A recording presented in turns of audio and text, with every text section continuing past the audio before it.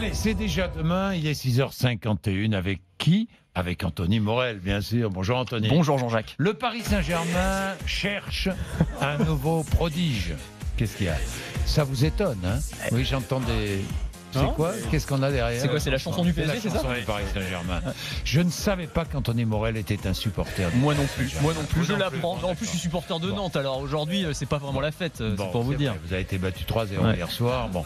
Le club a lancé, avec l'école polytechnique, un grand concours pour trouver un informaticien capable de mettre au point un algorithme qui aiderait l'entraîneur à prendre les meilleures décisions pendant les matchs. C'est ça, ils cherchent leur Neymar de l'informatique d'une certaine manière. Mais il faut bien comprendre ça, c'est que le 12e homme de l'équipe, de plus en plus, c'est le data scientist, c'est-à-dire l'informaticien, le gars qui va, à partir de la masse de données qu'on récolte aujourd'hui pendant les matchs de foot, eh bien, en tirer la substantifique moelle et se servir de ces informations-là pour optimiser les performances de l'équipe. Et c'est exactement ça. Alors ce concours, en l'occurrence là, on s'inscrit, moi je l'ai fait par curiosité parce que j'y connais pas grand chose en informatique, mais en gros on vous envoie des tonnes et des tonnes de données brutes sur les matchs du PSG, alors c'est qui prennent en compte des centaines de paramètres, ça va du positionnement des joueurs relativement les uns aux autres, quand ils ont la balle, quand ils ont pas la balle, à la pression de l'air le soir du match, à la luminosité à tel ou tel endroit du terrain en fonction des projecteurs.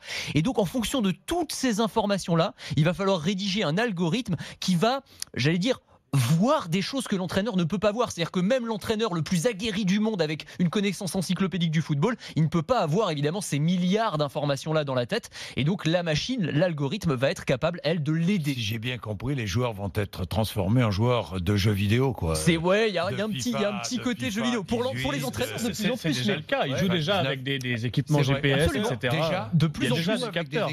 Depuis la dernière Coupe du Monde, la FIFA autorise. Pas chez moi à Nîmes. Alors c'est ça, mais ça crée aussi. Non, mais les équipes nationales. du tout de tout ça. Les équipes nationales, depuis la dernière Coupe du Monde, ont le droit maintenant de proposer à leurs joueurs d'avoir sous le maillot des GPS, des systèmes qui analysent les. Plus développé dans le rugby que dans le foot. Alors dans le rugby, vous avez raison, c'est très très développé, mais on récolte en tout cas des tonnes et des tonnes de données, que ce soit par des caméras placées sur le bord du terrain ou des dispositifs placés sur les joueurs eux-mêmes. Le baseball. Ah oui, les sports américains. Les sports américains. Ça fait très longtemps. Bah eux, ils ont des oreillettes. Ouais, c'est ça. Il y a vraiment une pratique quasiment scientifique, on va dire, de ces sports. Et évidemment, on va s'en servir. Pourquoi ? De toutes ces données pour optimiser, par exemple, le moment où on va faire sortir un joueur juste avant qu'il ne se blesse. On sait exactement à quel moment il va être dans le rouge. On va aussi servir de ces algorithmes pour essayer de prédire l'évolution et la progression d'un jeune joueur, une jeune recrue prometteuse. Et là, ces algorithmes vont permettre de prédire sa progression dans les mois et dans les années qui viennent. Donc, c'est vraiment des choses qui sont très, très importantes aujourd'hui dans le football. Oui.